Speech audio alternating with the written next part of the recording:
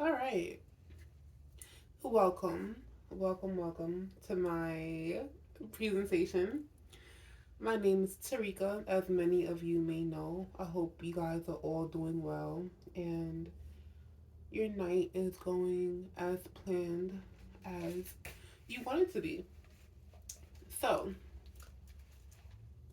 the topic of this video is called the art of communication. Now, this topic is a very broad topic because I feel as long as there is life, this topic will always be relevant. There is no way that I can ever fit communication in one video. That's impossible because communication comes in all forms, always. There are many different types of communication. um, I think what I'll be mostly talking about in this video will be more on the psychological level, I'm assuming. But yeah, so the art of communication. And before I start the video, let me just like briefly explain this diagram that I have. Now, every word, oh, okay, every bubble that I have up here, they kind of all cohesively go together.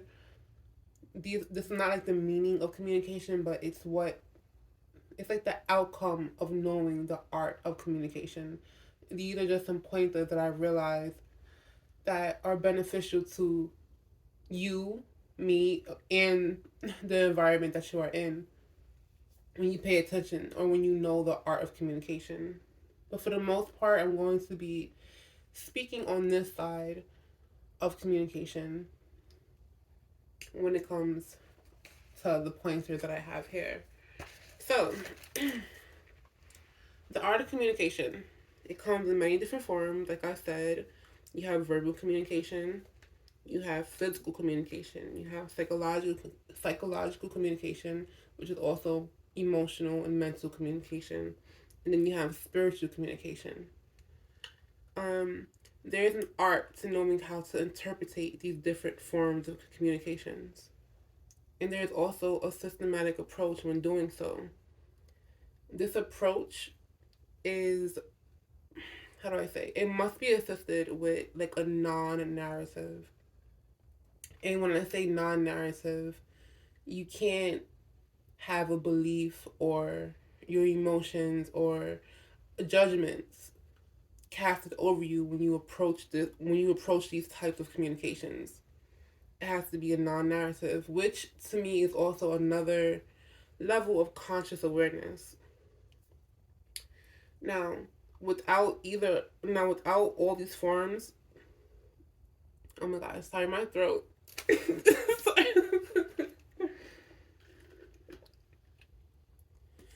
Now, when you approach these communications with a non narrative, you can easily wipe away judgments and illusions and confusions. None of that will surface if you approach communication with a non narrative mindset.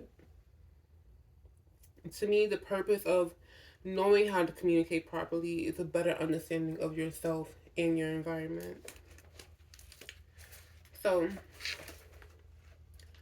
like I said earlier about this part of the diagram, I'll be talking about the control part. And when I say control, so what happens here is in, in specific situations, if you know how to communicate properly, you can refrain from taking certain things out of context. And when you do that, you gain control over the situation. And I have a few examples written down about that. So, the first example, the first example that I was going to give was like, let's say it's you and your significant other, like a relationship, and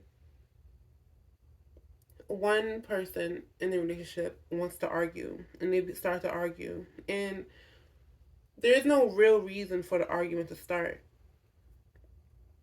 but you can tell that he or she has had a difficult day and they're choosing to start an argument. And by choosing to start that argument, they are communicating to you saying, I'm upset, I'm frustrated, I'm irate.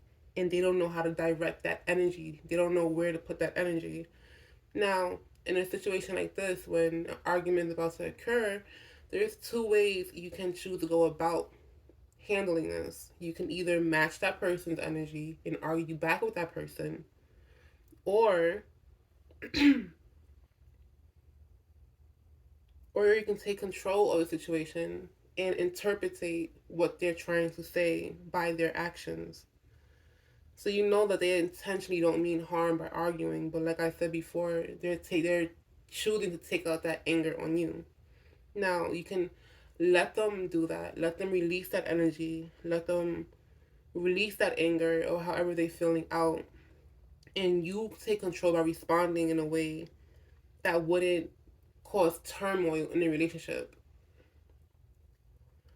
If anything, the correct way to go about would be like responding with their love language, like buying them flowers randomly, like, or caressing their back, something that will, how do I say, confirm that they're okay, that you guys are okay, instead of arguing back.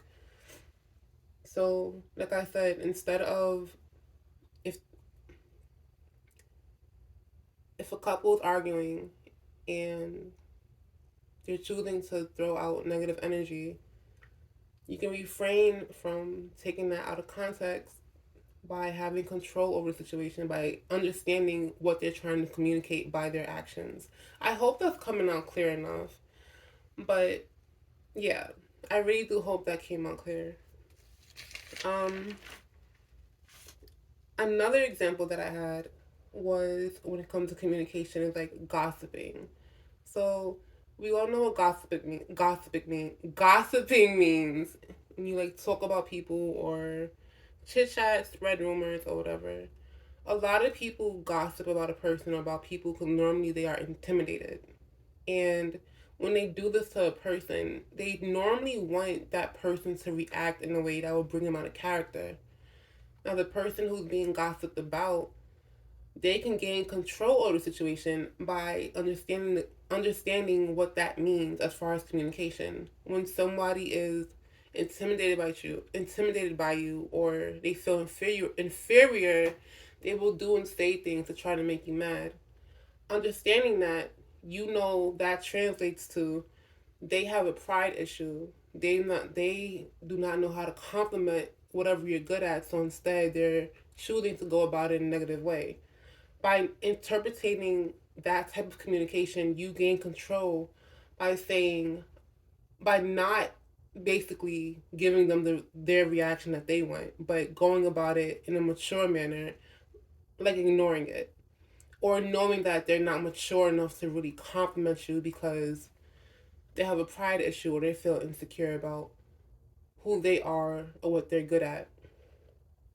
So that's how you gain control in a situation when it comes to gossiping or rumors or chit chat or anything involving degrading or bringing a person down. gossiping is li- Gossiping is literally communication, but interpreting why they're gossiping is the art of it, because you gain control when you understand why they're doing it. Once again, I hope that came out clear enough. So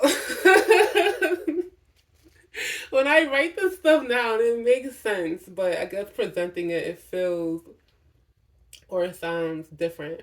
But I'm gonna play this video back. I'm gonna make sure that it's coming out correctly. If not, I will redo the video at a better time. Okay. This is so much fun. Okay.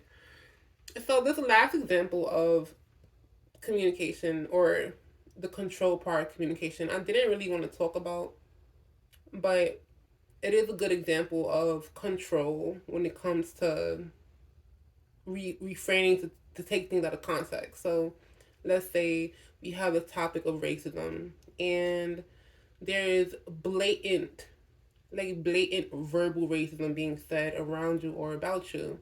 Now, normally you can react how most people would react and say something back or question it. But knowing that being racist is kind of a mindset because you, we're not gonna get there. So being racist is a mindset, right? And some people have that mindset, and you can't change that. So instead of responding in a way that can cause, I guess, an altercation, you have to understand that well, the art of this part is understanding that that is a mindset and that's how they think, that's how they feel, and don't take what they say out of context. You take control of the situation by understanding what they are and who they are and how they're choosing to communicate, how they feel about you. You take control, you let them be them, and you just go about your way, and you ignore that person or that situation because you already know how they are or what that mindset brings when it comes to communication. So when it comes to things like racism or any form of prejudice, you take control by acknowledging what they're trying to communicate, by having that mindset and choosing to go the opposite way or choosing to just ignore it. This is a very common thing, unfortunately, and there's different levels of that. And I'm just speaking of the verbal part because it goes deeper, and I'm not getting into that. I don't care to talk about that right now. But this is what I have for now. I do hope that this came out correctly. And if not, I will be glad to re-record it with better examples. So let's see the playback. Thank you for listening to me speak.